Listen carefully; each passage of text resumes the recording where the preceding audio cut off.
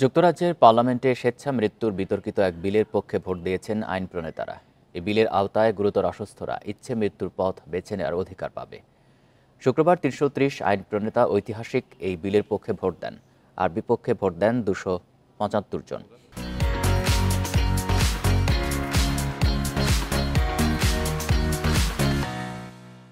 বিলের পক্ষের আইন প্রণেতারা জানান, এর মাধ্যমে গুরুতর অসুস্থদের কষ্ট লাঘব হবে। কিন্তু বিরোধীরা বলছেন, অসুস্থ ব্যক্তিরা মনে করতে পারেন তাদের পরিবার এবং সমাজের বোঝা হওয়ার ভয়ে তাদের জীবন শেষ করা উচিত। তাছাড়া এতে চিকিৎসা ব্যবস্থার সীমাবদ্ধতা নিয়ে প্রশ্ন উঠবে বলেও জানান তারা। তবে বিলটি এখনও প্রাথমিক ধাপে রয়েছে। পার্লামেন্টের উভয় কক্ষের অনুমোদনের পর এটি কার্যকর হবে।